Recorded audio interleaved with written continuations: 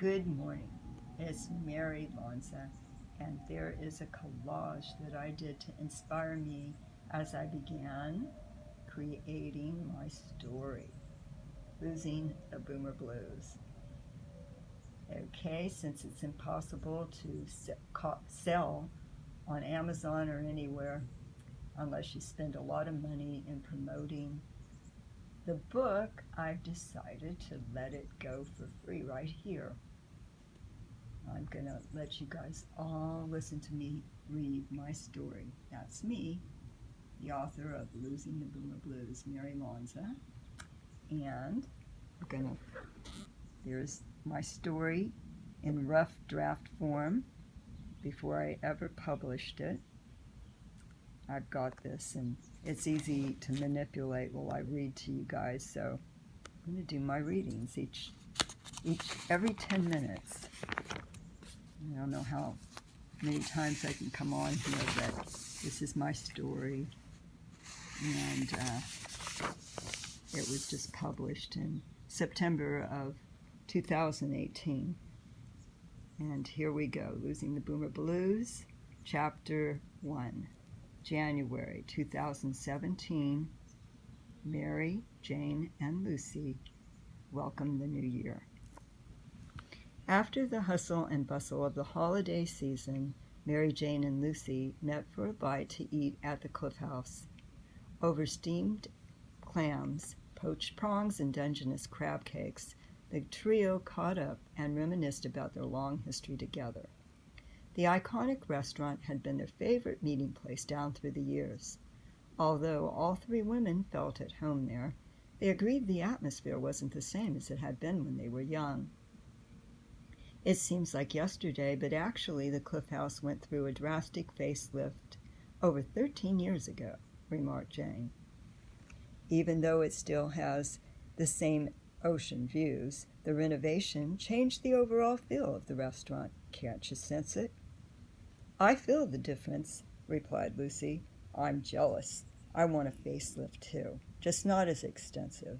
They took the damage from the rainstorm as an opportunity to rebuild the restaurant, hoping to appeal to the younger set. Everything changes in time, including us, said Mary. I'll deal with the wrinkles. I'm too afraid to go under the knife. Jane, raising her crossed fingers, replied, I hope my face cream continues working. I'm afraid of plastic surgery, too. The aging process is nothing to look forward to now. Life passes like the blink of an eye. We're turning 68. Depressing, to say the least. Lucy said, smiling at her friends. Thank God we have one another to lean on. Aging is hard to accept, and no fun battling on your own. It gets stressful at times. Birthdays come and go so quickly after 50. Mary, trying to change the depressing topic, brought up a mutual friend to the group. Joni Cohen phoned me last night with some great news. Our 50th year class reunion is coming up. Oh boy, that should be a blast, replied Jane. When's the big event? In September, and Joni's securing the high school gym for dinner and dancing. It sounds like it will be a lot of fun. Hanging on to her fear of aging, Mary continued. I'm sure everyone will be checking one another out. I've aged, that's a simple fact. But to be on display with all the people who knew me at 18 and see me now makes me a little uncomfortable. Well, replied Jane, the hard, cold fact is that we've all aged, so we're all in the same boat. Yeah, I just hope they won't have a hard time recognizing me, replied Lucy. How embarrassing it'll be if no one has a clue. They'll recognize you, Lucy, replied Mary. You still have your baby face. Bleach blonde hair and big, soulful brown eyes. I'm gray with laugh lines and frown lines, but I have a feeling they'll know who I am. Jane responded with a sly smile. My hair's still short, and thanks to the genie in the bottle, it's brown with light blonde highlights. I'm keeping the wrinkles at bay, too, thanks to Botox and fillers. Don't let the cat out of the bag. No one else needs to know.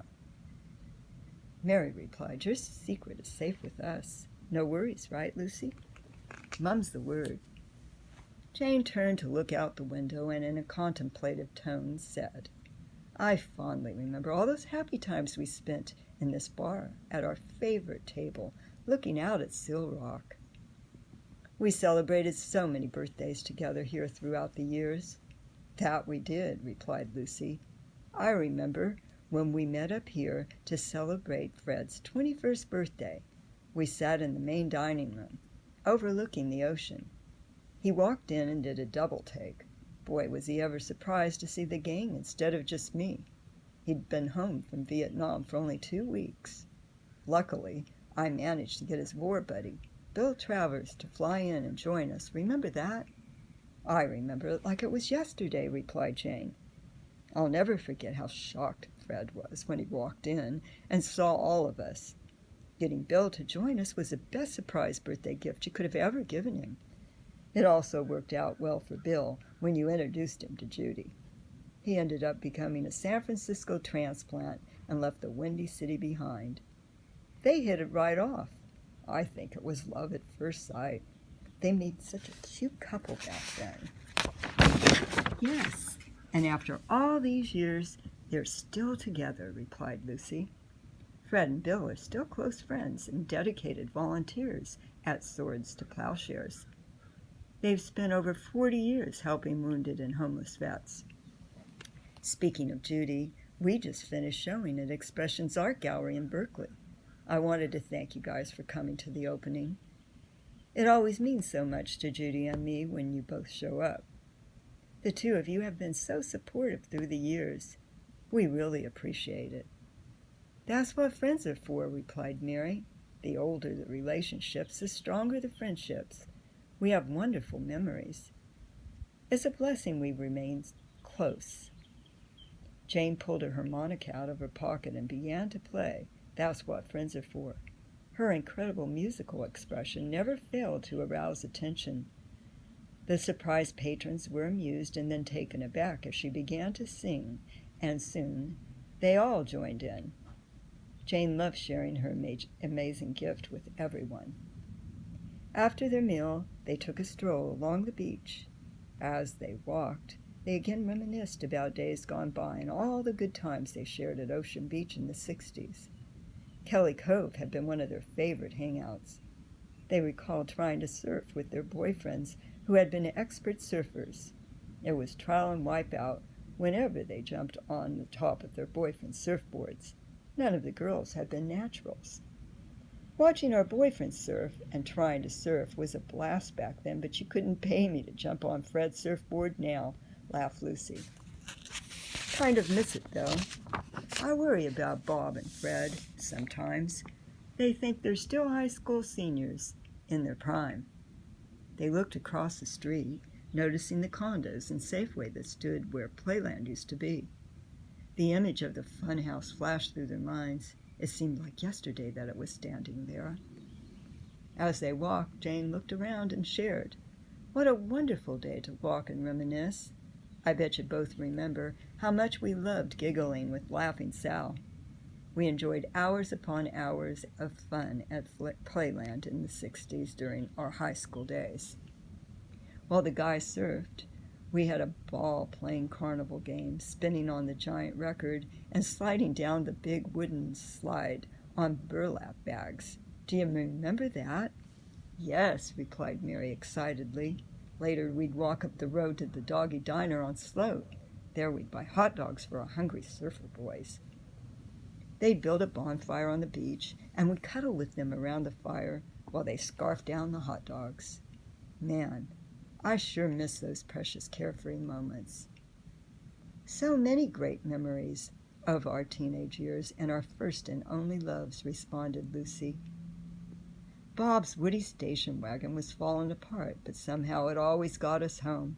We'd pile into that old Woody almost frozen to death and patiently wait while the guys secured the surfboards on top of the roof. It was so much fun driving around in that old wagon. We're going to stop here. That's the beginning of Losing the Boomer Blues. You can come back. This is in 10-minute intervals, and that's the only way we can do it here on YouTube. So thank you for coming. See you later.